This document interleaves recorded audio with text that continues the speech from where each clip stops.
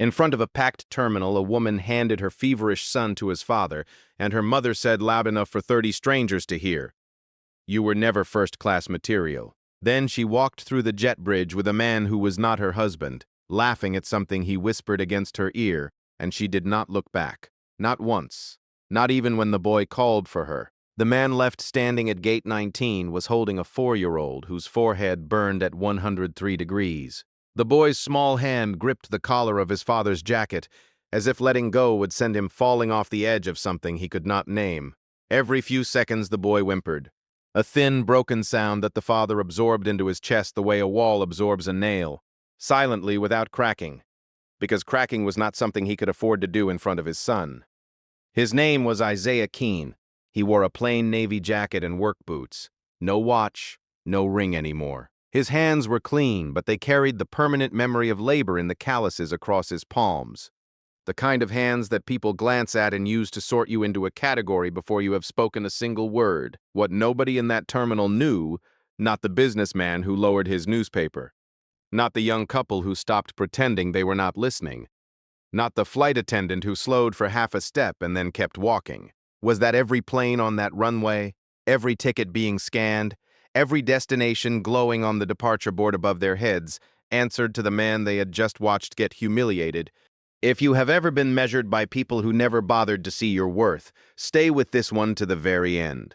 And subscribe to Untold Backbone, because this story does not go where you think it goes. It had started 20 minutes earlier, the way most demolitions start, with a conversation that sounded ordinary until it wasn't. Terminal 3 was loud that morning, wheels on polished floors, names paged twice, the mechanical hum of a building designed to move thousands of people in every direction without any of them touching. Gate 19 was boarding a 7:40 a.m. flight to Miami, and the line was already snaking past the window where the plane sat silver and patient in the early light.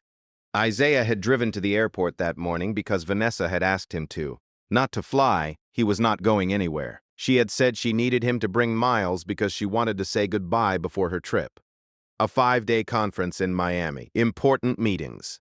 The kind of trip that had been growing longer and more frequent over the past year. The kind of trip that came back smelling like a cologne that did not belong to anyone in their house. He had brought Miles because Miles had been asking for his mother all night, burning with fever, pulling at the blanket with small fists, saying "Mama" into the dark of a room where Mama had not slept in 4 months. Isaiah had given him children's Tylenol at 2 a.m., checked his temperature at 3, and held him against his chest in the rocking chair until the sun came up, because that was what you did when you were the only parent in the house who showed up for the hard hours.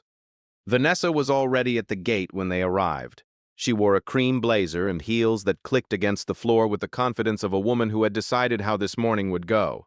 Her hair was blown out, her carry-on was new. She looked like a woman headed somewhere better. Behind her, leaning against a column with his phone in one hand and a paper coffee cup in the other, was Dominic Wells, 38, handsome in the way that requires maintenance. He wore the kind of slim-fit suit that men wear when they want you to notice the suit before you notice the man inside it. He did not look at Isaiah. He looked at his phone, at the gate, at Vanessa. In that order, Isaiah did not exist in his field of vision. "He needs a doctor, Vanessa," Isaiah said. His voice was low. He was not begging. He was stating a fact the way you state the weather or the time. "His fever's been climbing all night. I called the pediatrician. They can see him at 2 if we go now. Please, just come with us." Vanessa sighed. It was the sigh of a woman being asked to carry something she considered beneath her. "Then take him. Handle it. I have a flight. He's been calling for you since midnight. Children call for everything, Isaiah. That does not mean I cancel my life. He is your son, and you are his father. So father him." Her tone sharpened the way it always did when she wanted a conversation to end. A quick cut, clean, designed to stop the bleeding of her schedule rather than the bleeding of anything human. Dominic shifted behind her. "We'll miss boarding, babe," he said gently, as if he were the reasonable one, as if he were doing everyone a favor by keeping things moving. That single word, "babe," landed in Isaiah's chest like a stone dropped into water that was already full. He did not flinch, but he heard it. He heard everything. That was when Vanessa's mother arrived. Lorraine Pryor moved through the world the way weather moves. You felt her before you saw her, and by the time she was standing in front of you, the temperature had already changed. She was 61.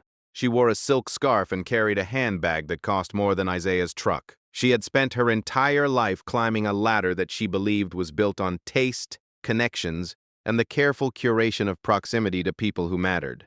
She looked at Isaiah the way she had always looked at Isaiah, the way a person looks at a stain on an otherwise acceptable garment. "Look at you," Lorraine said loud enough for the surrounding gates to hear, "standing here in the middle of an airport making a scene. My daughter works herself to the bone, and this is what waits for her, a man who cannot even keep a child from getting sick." She clicked her tongue, slow and deliberate, the sound of contempt being served on fine china. A man with no shine, no ambition, no presence. She straightened the scarf around her neck, a gesture that somehow managed to be both casual and surgical. "I told her before she ever put a ring on your finger. You were never first-class material." The words carried. A businessman 3 rows of seats away lowered his newspaper. A young woman in scrubs stopped walking. A gate agent behind the counter looked up from her screen and stared. Isaiah felt the heat climb his neck and bloom across his face. Shame is a physical thing. It does not ask whether the cruelty is true. It only knows that people are watching. But Isaiah did not answer. He did not raise his voice. He did not defend himself or argue or explain. He reached up and adjusted the blanket around Miles's small shoulders, tucking it under his chin, and he held his son a little closer. "Mama, please," Vanessa said, but not because she disagreed with her mother. She said it because the boarding line had begun to move, and Lorraine's speech was slowing her down. Vanessa turned to Isaiah one final time. For a moment, something flickered across her face, something that might once have been tenderness, the ghost of a feeling that had lived in their house when the house was still a home. Then it closed like a door. "I'll call when I land. Handle the boy. Don't make this harder than it is." She turned away from her sick son and her silent husband and offered her arm to Dominic. He took it without hesitation. They walked toward the jet bridge like two people stepping off the cover of a magazine, polished, matched, moving toward something that sparkled. Lorraine followed, chin lifted, heels clicking with satisfaction. Not one of the 3 looked back. Not when Miles reached out a small hand toward the tunnel. Not when he said "Mama" in a voice so small it barely reached the carpet. Isaiah stood at gate 19 with his son in his arms and watched his wife's shoulders grow smaller and smaller until the jet bridge swallowed her whole. Miles pressed his burning cheek against his father's neck. His small fingers found the collar of Isaiah's jacket and gripped it. His breath was hot and shallow and it smelled like the grape Tylenol from 2 a.m. "Daddy?" "Yeah, buddy. Why does mommy's mommy not like you?" Isaiah's throat closed. Not from anger, from the particular kind of pain that only a child's question can deliver, the kind that is so honest and so direct that it bypasses every wall you have built and lands in the one place you left unprotected. He did not have an answer. Not one that a 4-year-old could carry.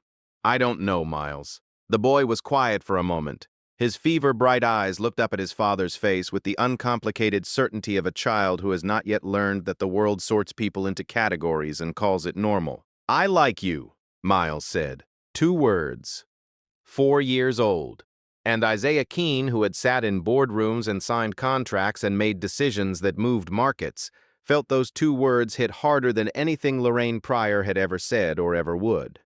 "I like you too, buddy. Can we get chicken nuggets?" "Yeah, we can get chicken nuggets." Isaiah turned from the gate.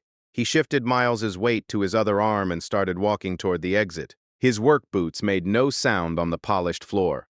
To the 30 strangers who had witnessed the scene, he was a man in a plain jacket carrying a sick child through a terminal, ordinary forgettable, already disappearing into the crowd. He passed the food court.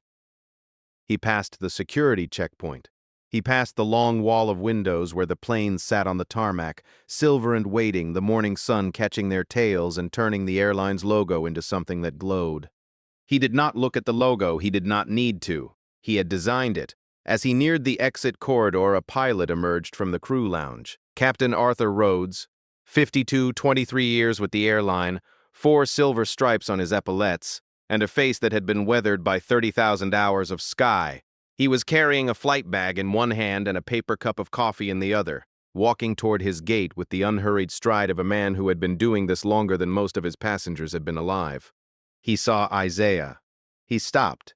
Not dramatically, just a half-step pause, the briefest interruption in his rhythm.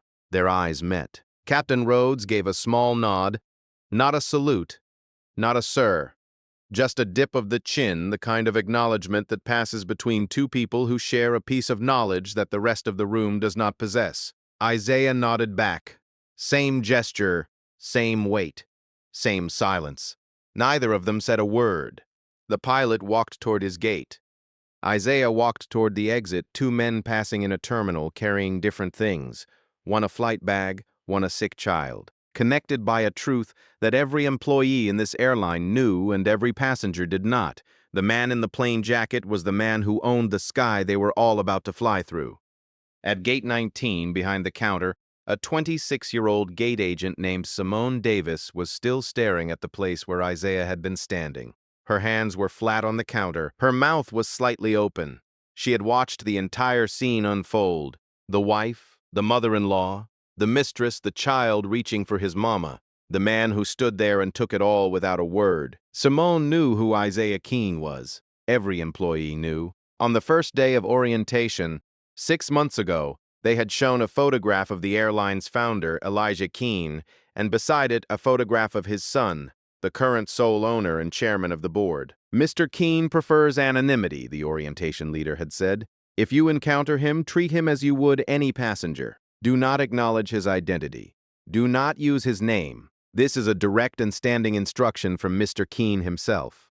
Simone had never seen him in person until today. She had imagined someone different, taller, sharper, wearing the kind of clothes that announce themselves. Instead, she had watched a man in work boots get called never first-class material by a woman who did not know that the first-class cabin she was sitting in, the plane she was sitting on, and the airline that employed the crew serving her champagne all belonged to the man she had just left standing at the gate with a sick child in his arms. Simone picked up the phone behind the counter and dialed a number she had been given during orientation, a number for situations that were, in the words of the training manual, unusual and requiring executive awareness. Margaret Tao, the airline's CEO, answered on the second ring. Miss Tao, this is Simone Davis at gate 19. I'm sorry to call you directly. Mr. Keene was in the terminal this morning. His wife, she left him here. With their son, the boy is sick, and his mother-in-law said some things in front of everyone. She paused. I thought you should know. Margaret was quiet for 3 seconds. Then, thank you, Simone. You did the right thing. She hung up and sat very still in her office on the 14th floor of the airline's headquarters, looking out at the runway where a plane was lifting off, a plane with the Keene family crest painted on its tail. And she thought about the man who owned everything she could see from that window and who had just been called worthless by a woman who did not know the meaning of worth. Margaret had known Isaiah for 11 years. She had watched him inherit an empire at 25 and refused to move into the corner office. She had watched him drive the same truck his father had driven.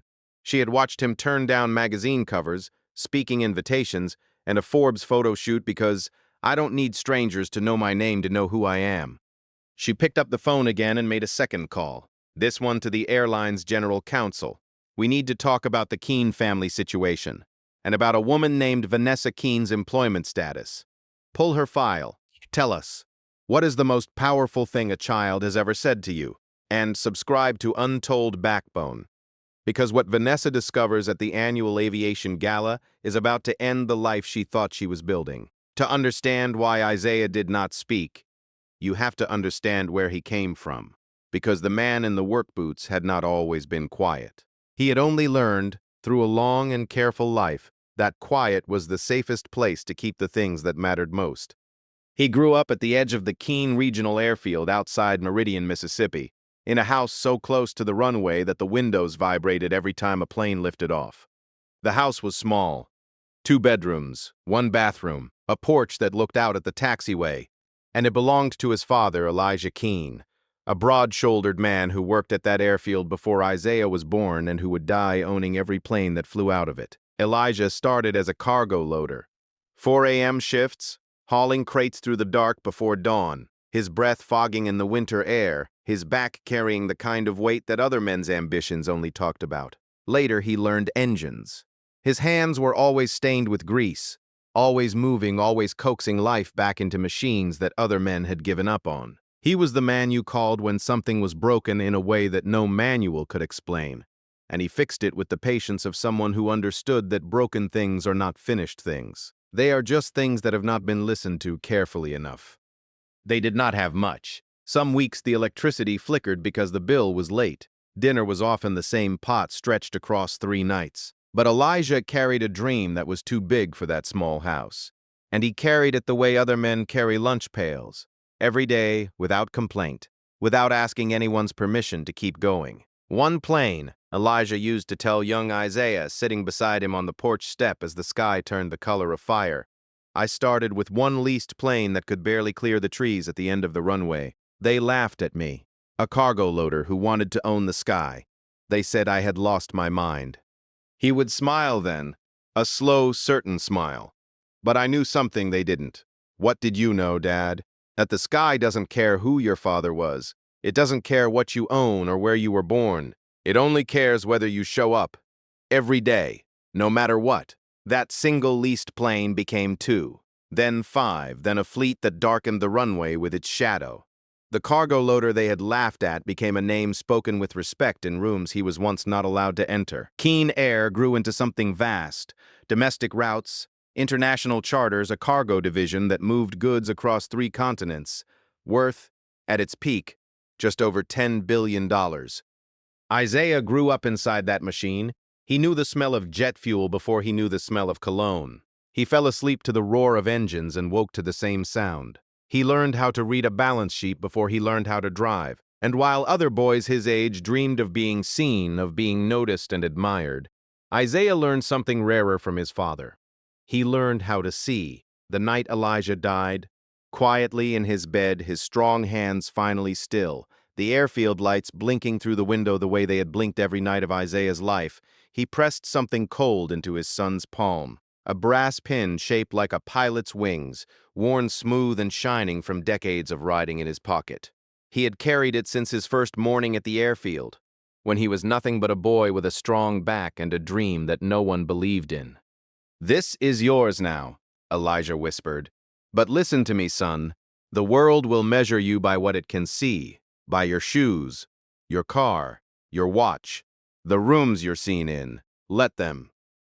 His trembling fingers closed Isaiah's hand around the pin. "Never tell them what you carry. Never announce it. Let them look right past you. And when the time is right, let them find out." Isaiah was 25. He inherited an empire and a brass pin and a philosophy that would shape every decision he made for the rest of his life. Carry it where they cannot see it. He pinned it inside his jacket, over his heart where it had lived ever since. There was a reason Isaiah had hidden his identity from Vanessa. And it was not just his father's philosophy, it was a lesson he had learned the hard way, with a woman named Celeste, 3 years before he met Vanessa. Celeste was smart, ambitious, and electric. She had walked into a fundraiser in Atlanta and found Isaiah leaning against a wall in a flannel shirt, looking like a man who had wandered in from a construction site. They had talked for 2 hours. She had liked him, his quietness, his humor, the way he listened without performing. He had liked her directness, her laugh, the way she argued about things she cared about with her whole body. On their 4th date, he told her the truth. He did not mean for it to change anything. He thought that if she liked him for who he was, knowing what he had would not matter. He was wrong. Within a week, the texts changed. The restaurants she suggested got more expensive. The trips she mentioned got more exotic. She started introducing him as my boyfriend who owns Keene Air at parties, the way you introduce a handbag or a car, not as a person but as a credential. Within a month, she was redecorating an apartment he had not offered to share. Within 2 months, she was talking about our company the way a tourist talks about a city they visited once. Isaiah ended it on a Wednesday night in his truck, in the parking lot of the restaurant she had chosen, a restaurant where the cheapest entree cost more than his father had made in a day loading cargo. "You liked me before you knew," he said, "and now you like what I have. Those are not the same thing." Celeste had cried. She had argued. She had said, That's not fair 3 times, which is what people say when a truth they do not like is also a truth they cannot deny. Isaiah drove home and sat on the porch of the house by the airfield, the same porch, the same view, the same blinking lights, and made himself a promise. The next woman who loved him would love him without knowing. She would love the man in the work boots, the man with the calloused hands, the man who drove an old truck and wore no watch. And if she could not love that man, then she did not love him at all. 2 years later, he met Vanessa Pryor at a community fundraiser in Charlotte. She was 27, sharp, ambitious, finishing her MBA. He told her he worked in aviation. She assumed he meant as a mechanic, or maybe in ground operations. He did not correct her. She did not ask. She fell in love with his quietness, or at least she said she did. She fell in love with the way he cooked breakfast for her on Sunday mornings, and the way he fixed the leaky faucet in her apartment without being asked, and the way he held her hand in movies like a teenager who still thought holding hands was the bravest thing in the world. They married. Miles was born, and for a while the silence served him well. But pride that is not earned does not stay sweet. Left alone in the dark, it curdles. Vanessa rose in the corporate world. She took a position at a major airline. Keene Air, though she did not know the full architecture of its ownership. The holding companies, the trusts, the layers of corporate structure that separated the Keene family name from the daily operations of the airline were designed to be invisible. And they were. Isaiah had built that invisibility himself after Elijah's death, because he wanted the company to run on merit, not on the gravitational pull of a family name. So Vanessa climbed. She was good at her job, genuinely good, sharp with numbers, decisive in meetings, the kind of person who walked into a room and made the room pay attention. She was promoted twice in 3 years. She believed she had earned every rung of that ladder with her own 2 hands. And here was the cruelest thread of the whole story, a thread she never once saw: the airline that promoted her, the office she sat in, the salary that paid for her cream blazers and her blown-out hair, all of it, every plane, every route, every gate, every boarding pass, belonged to the man she had started calling unambitious over dinner. The longer Vanessa believed she had outgrown Isaiah, the smaller he appeared in her eyes. She began to see his quietness not as the peace it was, but as a kind of failure. She began to resent the work boots, the old truck, the absence of watches and tailored suits. A woman who thinks she has climbed a mountain alone starts to despise anyone who reminds her of the valley. "You could be more, Isaiah," she would say, standing in the kitchen in a blazer that his company's revenue had indirectly paid for. "You could try. You could want something." He would smile, the same slow, certain smile his father used to give, and he would say nothing because what he wanted, to be loved for who he was and not for what he owned, was the one thing she could no longer give him. Then Dominic appeared. He moved in Vanessa's professional orbit, handsome, polished, the kind of man who made a woman feel like she was the most important person in the room because making women feel important was his only marketable skill. He told Vanessa exactly what her hungry pride wanted to hear, that she was wasted on a quiet man with no ambition, that a woman of her caliber deserved someone who matched her shine. She drank those words the way a person drinks water in a desert. Fast, desperate, and without checking whether it was clean. The business trips grew longer. The phone calls home grew shorter. Isaiah noticed everything: the cologne on her blazer, the dinner receipts for 2, the way her eyes went distant at the table as if her body sat across from him while her heart had boarded a flight to somewhere else. He saw all of it. That had always been his gift, and it had always been his wound. Then Lorraine moved in. To help, she announced, but help was the last thing that woman came to do. She came to rule. She rearranged the kitchen Isaiah had kept since Elijah taught him to cook. She criticized how he fed Miles, how he bathed Miles. She told Miles that Daddy was a simple man who does his best. Bless his heart. Which is the way certain people deliver cruelty, wrapped in pity, decorated with a smile. Isaiah endured it, not because he was weak, because Miles was in the house, and Miles was watching, and Isaiah had promised himself after Celeste, the same way his father had promised himself on the first morning at the airfield, that his son would never see him break. 6 months after the airport. A Saturday evening in October. The National Aviation Industry Gala. The biggest event in the industry calendar. 800 guests in a ballroom at the Ritz-Carlton in Atlanta. Every airline CEO, every board chair, every hedge fund manager with aviation holdings. Every lobbyist, every senator who sat on the transportation committee, all of them in one room, wearing black tie, drinking champagne, and performing the annual ritual of pretending they liked each other.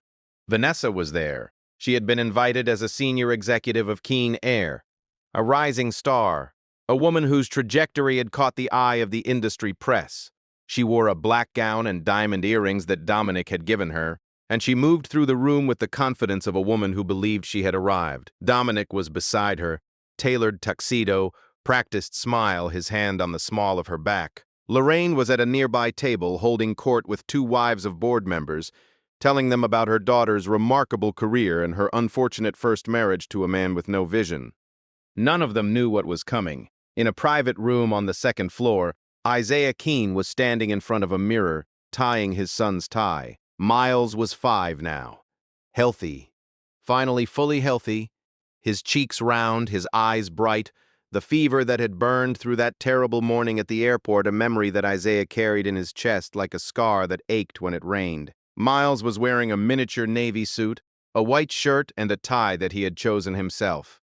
Dark blue with tiny silver airplanes on it.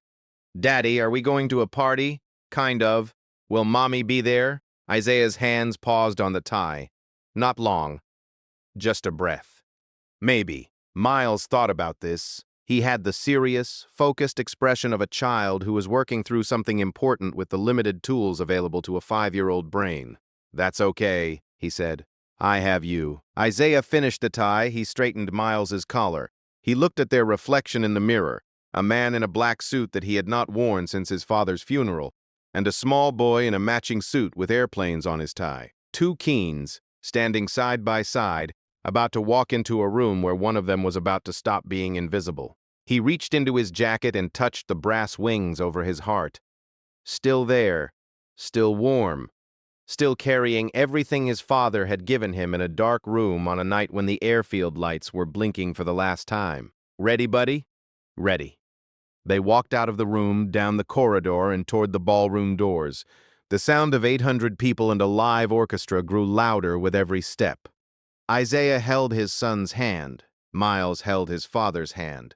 And neither of them let go. To be continued in Part 3. If I have you just broke something inside your chest, hit that like button. It tells the algorithm that stories about fathers who stay deserve to be seen.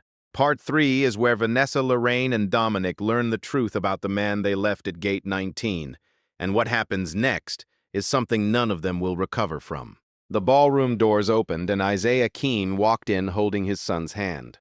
For most of the 800 people in that room, the moment was unremarkable. A man in a black suit. A small boy in a matching suit with airplanes on his tie. They looked like any father and son arriving late to a formal event. Slightly underdressed, slightly uncertain, occupying the edge of the room the way people do when they are not sure they belong. Vanessa saw him from across the ballroom. She was holding a glass of champagne near the stage mid-conversation with two vice presidents from a competing airline. Her face did not change. Not immediately. She registered Isaiah the way you register a piece of furniture that has been moved from one room to another. Familiar, out of context, briefly confusing. Then she saw Miles, the boy she had handed to his father at Gate 19 6 months ago with a fever of 103 and a voice that called Mama into a tunnel she was already walking through. He was taller now, healthier. His cheeks were round and his eyes were clear, and he was wearing a tie with tiny silver airplanes and holding his father's hand with both of his. Something moved behind Vanessa's eyes. Not guilt, or not yet. Something older, something she did not have a name for. Something that felt like standing in a house you abandoned and discovering that someone else had made it beautiful. Lorraine saw Isaiah too.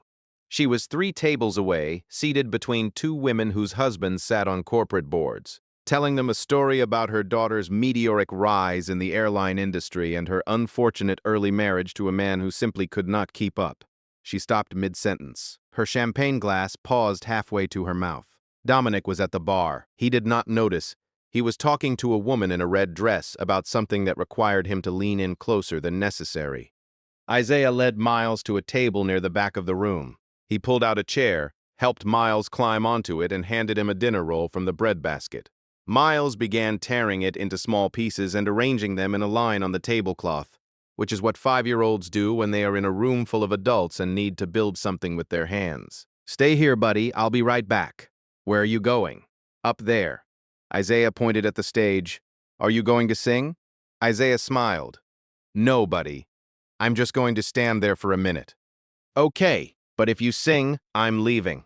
Isaiah laughed, a real laugh, the kind that starts deep and travels upward and sounds like something that has survived everything it was meant to survive. He kissed the top of Miles's head and walked toward the stage. Margaret Tao was already at the podium. 58, silver-streaked hair, a woman who ran a $10 billion airline the way some people run marathons. With precision, endurance, and a complete unwillingness to slow down for anyone who could not keep pace. She had been CEO of Keene Air for 9 years. In that time, she had never once publicly identified the airline's owner. Isaiah's anonymity was not a preference. It was a condition of her employment. She had signed a clause on her first day that said, in essence, the Keene family does not exist in public until the Keene family says it does. Tonight, the Keene family was saying it did. Margaret tapped the microphone. The ballroom quieted in stages, first the tables near the stage, then the middle, then the back, then the bar where Dominic finally looked up from the woman in the red dress and turned toward the sound. "Good evening. For those of you who don't know me, I'm Margaret Tao, CEO of Keene Air. And tonight I have the privilege of introducing someone who has never stood on this stage, who has never given an interview, who has never appeared on a magazine cover, and who has for the past 11 years been the single most important person in American aviation that none of you have ever met." A murmur moved through the room. 800 people leaned forward in their chairs. Keene Air was founded 41 years ago by a cargo loader named Elijah Keene, who started with one leased plane and a dream that the people around him said was impossible. That dream became a fleet. That fleet became an airline.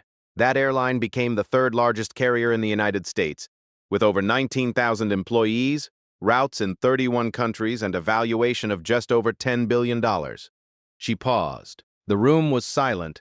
When Elijah passed away 11 years ago, his son inherited everything, not just the company. The philosophy, Elijah believed, that worth is not something you display, it is something you carry. His son has carried it quietly, privately, and with more integrity than anyone I have ever worked for. Margaret turned toward the side of the stage where Isaiah was standing in the shadows, one hand in his pocket, the other holding a brass pin between his fingers. "Ladies and gentlemen, the sole owner and chairman of the board of Keene Air, Isaiah Keene." Isaiah walked to the center of the stage. He did not wave. He did not smile for cameras. He stood at the podium the way his father used to stand at the edge of the runway, still, solid, certain of the ground beneath his feet. 800 people applauded. The sound filled the ballroom like weather, rising, cresting, holding. At a table near the center of the room, Vanessa Keene's champagne glass tilted. A thin line of liquid ran over her fingers and dripped onto the white tablecloth. She did not notice. Her face had gone the color of paper. Her lips were moving, but no sound was coming out. She was staring at the podium, at the man in the black suit, the man she had left at gate 19 with a sick child and a suitcase and the words, "Handle the boy," the man whose work boots she had resented, the man whose quietness she had mistaken for weakness, the man whose company— She was beginning to understand this now, the realization spreading through her body like ice water— she had been working for. Every promotion, every bonus, every corner office, every business card with the Keene Air logo, every flight she had ever boarded, every first-class seat she had ever occupied, all of it, every square inch of the professional life she believed she had built with her own hands, belonged to the man she had called unambitious over dinner. 3 tables away, Lorraine Pryor's hand was frozen around her champagne glass. The 2 women she had been performing for were staring at her with the expression people wear when they realize they have been listening to a fool. The story about her daughter's unfortunate early marriage was still hanging in the air like smoke from a fire that had just been revealed to be arson. "Wait," one of the women said slowly. "Your daughter's ex-husband is Isaiah Keene?" Lorraine did not answer. She could not. Her mouth opened and closed like a door in a house that no longer had walls. At the bar, Dominic Wells set down his drink. He was watching the stage with the expression of a man doing math he does not want to finish. The woman he had been leaning toward had already turned away from him and was applauding with everyone else. He was, in the space of 30 seconds, alone.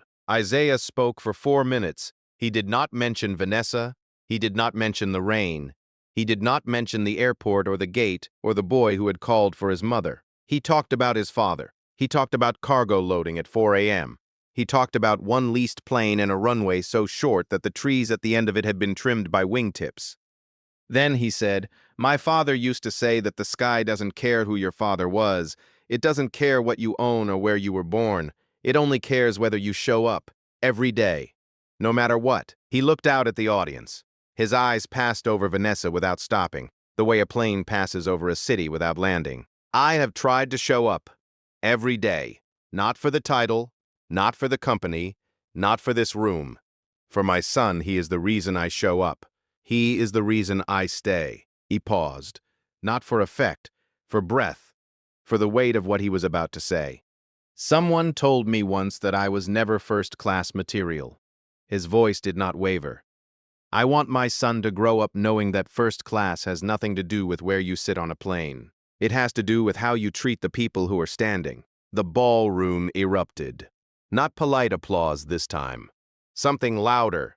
Something that carried the force of 800 people who had just heard a truth that most of them had spent their careers avoiding. At the back table, Miles looked up from his bread roll architecture project and clapped 3 times. Because that is what you do when your daddy is on stage and the room is loud and you are 5 years old and wearing a tie with airplanes on it. The collapse was not sudden. It moved in waves the way all collapses do. Each wave larger than the last, each one carrying away something that could not be rebuilt. Vanessa's world came apart in layers. First, the professional layer. Margaret Tao requested a meeting the following Monday morning. The meeting lasted 9 minutes. Vanessa's employment was terminated. Not for cause, not publicly, but with the quiet efficiency of a company that had decided to draw a line. Her access badge was deactivated before she reached the parking garage. The corner office she had spent 3 years earning was reassigned by Tuesday. Then the social layer. The industry that had celebrated her rise began to recalculate. Dinner invitations stopped. LinkedIn connections went dormant. The women who had clinked glasses with her at the gala stopped returning her calls, not out of cruelty but out of the simple gravitational math of proximity. People orbit power, and Vanessa was no longer near any. Then the personal layer, which was the one that hurt the most. Dominic did not stay to watch her sink.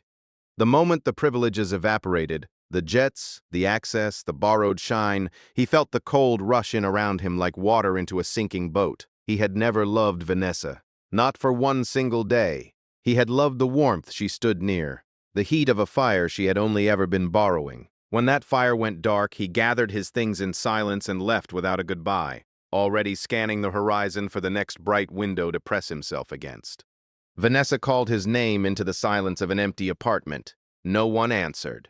No one ever would again. Lorraine fared no better. The gala had been filled with the very people she had spent her entire life straining to impress, and every one of them had watched her sit 3 tables from the stage, boasting about her daughter's brilliant career and her son-in-law's lack of ambition, moments before learning that the quiet man she had mocked was worth more than everyone in her social calendar combined. She became a story. A delicious, shameful story told at dinner tables across the city. The proud mother-in-law who had publicly called never first-class material the man who quietly owned every first-class cabin in the sky. Her invitations stopped. Her phone fell silent. The fine home she had schemed to fill with her opinions and her authority was no longer a place where she was welcome. She left it the same way she had entered it, with sharp words and a lifted chin. But this time there was no audience, and the silence that met her was its own quiet and fitting punishment. Isaiah did not chase any of them. He did not need to. He had learned long ago, on a porch by an airfield, watching his father work on engines that other men had abandoned, that you do not push people off ledges they are already walking toward with their own 2 feet. He turned his attention to the only thing that had ever truly mattered. He brought Miles the best doctors. He sat beside his small bed through every remaining appointment, every follow-up, every blood draw that made the boy squeeze his father's finger and say "ow" in a voice that broke Isaiah's heart and rebuilt it in the same breath. Day by day, he watched the warmth return to his son's cheeks. He watched the laughter come back. He secured full custody, the papers signed quietly without drama, because Isaiah did not want his son's life to be defined by the wreckage of his parents' marriage. He wanted Miles's life to be defined by the things that last, by showing up, by staying, by the quiet, daily, unglamorous act of being there. For the fevers, the nightmares, the chicken nuggets, the questions that have no good answers, the mornings that start at 5:40 and the nights that don't end until the small hand in yours finally relaxes, and the breathing evens out and you know for a few hours at least that the person you love most in the world is safe. Some months later, the old airfield lay warm and golden under the soft light of a late afternoon. The little house by the runway had been rebuilt. Every board, every beam. But the porch was the same porch, and the view was the same view, and the planes still rose into the wide sky the way they had risen since Elijah Keene loaded his first crate in the dark before dawn. Isaiah stood on that porch, watching the deep orange light spread itself slow and lazy across the runway. Miles was in the yard, running with his arms spread wide on either side of him like wings, chasing the shadow of a plane that climbed into the sky above him. He was laughing. The full, unguarded, breathless laugh of a child who is healthy and safe and has no idea how close he came to a life where none of those things were certain. Isaiah called him over. Miles came running, breathless and grinning, and tumbled into his father's lap on the porch step, all knees and elbows and joy. Isaiah reached into his jacket and drew out the brass pin shaped like wings, the same pin his father had pressed into his trembling hand on his last night.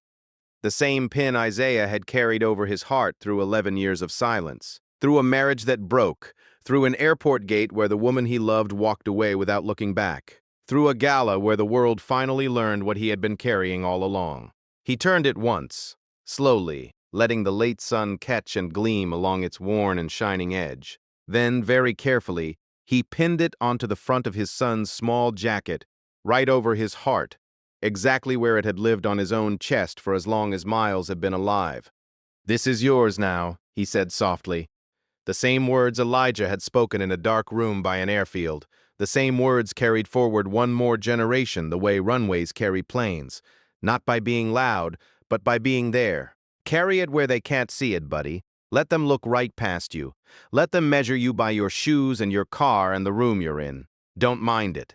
And then one day when the time is right, you let them find out. Miles looked down at the gleaming wings on his chest. Then he tipped his head back and looked up at the planes climbing the sky, silver against orange, engines humming, carrying people to places they needed to go, each one of them flying on wings that a cargo loader's grandson had inherited and kept and held in silence until the silence itself became a kind of power. Miles smiled, the wide, certain, untroubled smile of a boy who has no idea how strong his father truly is. Only that his father is, without question, the safest and warmest place in the entire world. The people who measure your worth by what they can see will always underestimate what you carry inside. Let them. Build in silence. Stand in patience. Hold your value close to your heart, and when the moment comes, you will not need to prove a thing. Real power never announces itself. It just shows up, every day, no matter what. If this story spoke to you, tell us in the comments, what is one thing you would want the people who underestimated you to finally understand? Hit that like button if you believe dignity always outlasts cruelty. And subscribe to Untold Backbone for more stories of fathers who stay, people who build in silence, and reversals that no one sees coming.